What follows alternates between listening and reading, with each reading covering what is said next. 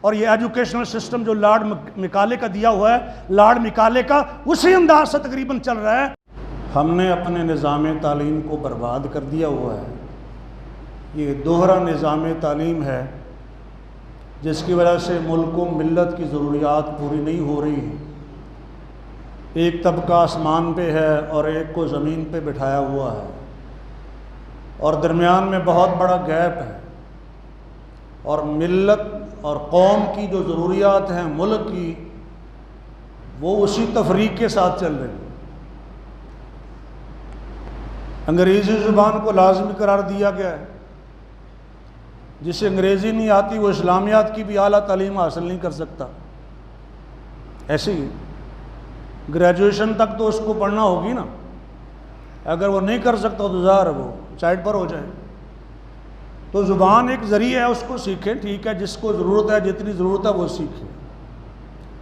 عربی زبان کی بات کرتے ہیں تو اور دلیلیں دیتے ہیں، انگریزی کی بات آتی ہے تو پھر کہتے ہیں کہ پیدا ہوتے ہی بچے کو سکھانا شروع کر دو۔ جمعہ پڑھانے کے لیے انگریزی زبان کی کوئی ضرورت نہیں ہے، نماز پڑھانے کے لیے انگریزی زبان کی کوئی ضرورت نہیں ہے، دستکاری کے لیے انگریزی زبان جاننے کی کوئی ضرورت نہیں ہے۔ بے شمار ہنر ہیں جس کے لیے انگریزی زبان کی کوئی ضرورت نہیں ہے، اور بعض محکموں میں جان بوجھ کے ضرورت بنائی ہوئی ہے غلامی کی وجہ سے، اور ترتیب جو ہم نے الٹ دی ہے اصل میں تعلیم کی، یہ نظام الٹ پلٹ کیا ہوا ہے کہ جس کو پہلے ہونا چاہیے تھا وہ بہت پیچھے جا کے، اور جس کو پیچھے ہونا چاہیے تھا وہ سر پہ سوار ہے۔ آپ دیکھتے ہیں ہمارے معاشرے میں کن علوم و فنون کی اہمیت ہے اور کن کو لوگ ویٹیج دیتے ہیں۔ عام طور پر آپ کی حکومت اور پڑھے لکھے لوگ کس کو زیادہ اہمیت دیتے ہیں؟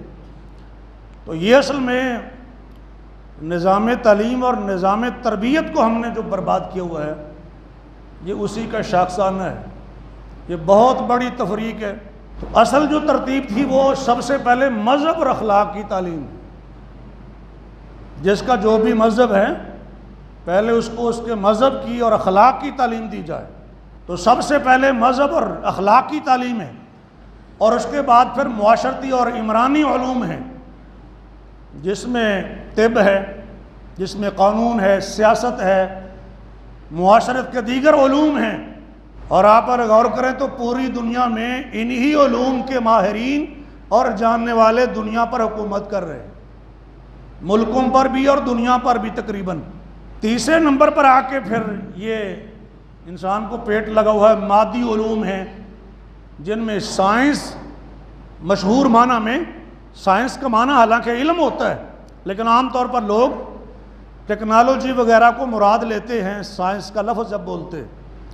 تو اس لیے اس مفہوم کے مطابق پھر وہ بھی ایک ضرورت ہے۔ کیا ہر پاکستانی کا اور مسلمانوں کے کسی بھی ملک کے ہر شہری کا کیا سائنسدان ہونا ضروری ہے؟ لیکن اس کے لیے یہ ضروری ہے کہ دین کا بنیادی علم حاصل کرے۔ طالب العلم فریضۃ علی کل مسلم، کہ نبی علیہ السلام نے فرمایا کہ یہ علم حاصل کرنا جو دین کا علم ہے یہ ہر مسلمان پر فرض ہے، یعنی خواہ کوئی مرد ہو خواہ عورت ہو، سب پر فرض ہے جو بھی مسلم ہے۔ اور پھر چوتھے نمبر پر آ کے یہ انڈسٹری ہے، صنعت و حرفت جسے آپ کہتے ہیں۔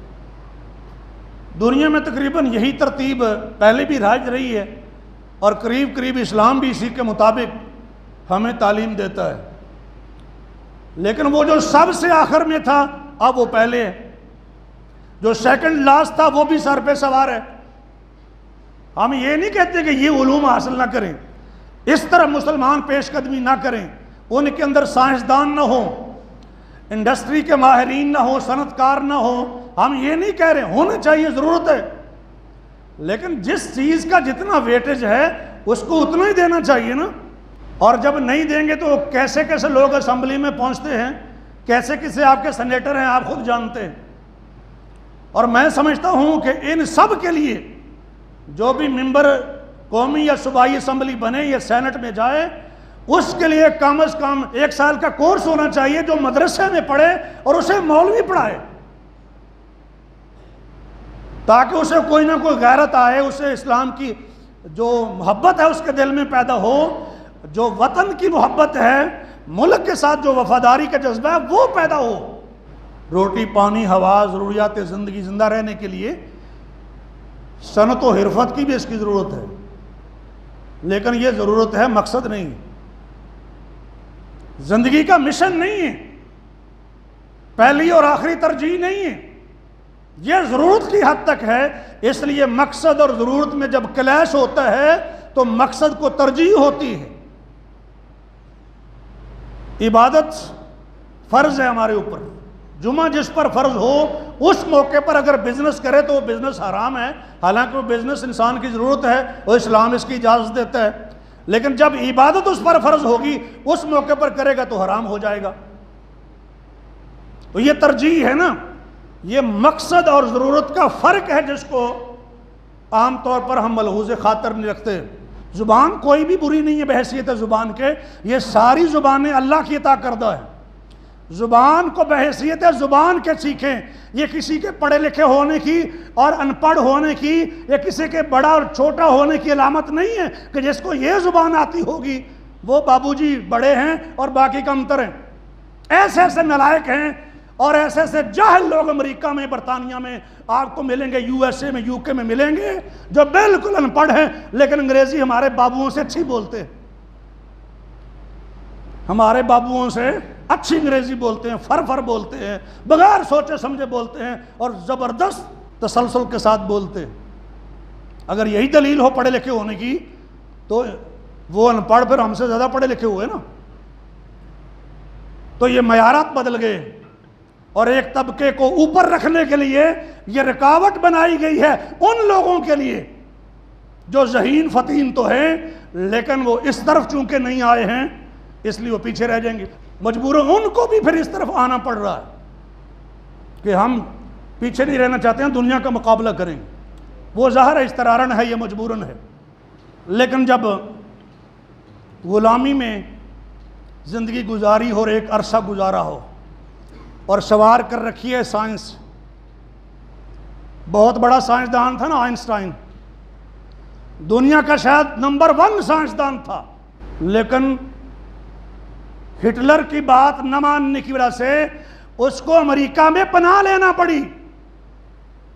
ہٹلر سائنسدان تھا، جب آدمی غلامی میں رہ رہ کے اتنا غلام بن چکا ہوتا ہے اس کے ضمیر کی آواز ختم ہو جاتی ہے۔ کیا کہا تھا اقبال نے؟ غلامی میں بدل جاتا ہے قوموں کا ضمیر۔ یہ ضمیر بدلے ہوئے اور پھر وہ پرواز نہیں آتی، وہ اڑان بھی نہیں آتی۔ پنجرے میں بند رہنے والے پرندے کو اگر آزاد بھی کر دیں تو پھر بھی اسی جگہ پہ واپس آ جاتا ہے کہ اسے تو چین یہاں پہ آتا ہے، اس لیے کہ وہ پھڑپھڑانے کا عادی نہیں ہے، وہ پرواز کا عادی نہیں ہے، اڑان بھرنے کا عادی نہیں ہے۔ اس نے تو ساری زندگی اسی غلامی میں گزاری ہے، اس کا ذہن اب معاف ہو گیا ہے اور جسم بھی کام نہیں کر رہا، اسی جگہ پہ آ کے گرتا ہے جہاں سے اس کو چھوڑا گیا، آزاد کیا گیا ہے۔ گوشے میں قفس کے مجھے آرام بہت ہے، ان کو غلامی میں آرام آتا ہے، اور سر اٹھا کے چلیں، ہواؤں کا رخ بدلیں، پانیوں کی سمت کو تبدیل کریں اور سر اٹھا کے چلیں کفار کے مقابلے میں، جیسے محمد رسول اللہ چلے صلی اللہ علیہ وسلم، جیسے خلفائے راشدین چلے، جیسے مسلمانوں کے سربراہان چلے۔ وہ ادا کہاں سے ملے گی آپ کو؟ وہ تعلیم کہاں سے ملے گی آپ کو؟ اور یہ ایجوکیشنل سسٹم جو لارڈ مکالے کا دیا ہوا ہے، لارڈ مکالے کا اسی انداز سے تقریباً چل رہا ہے، مشینیں تیار کر رہا ہے، انسان نہیں بنا رہا۔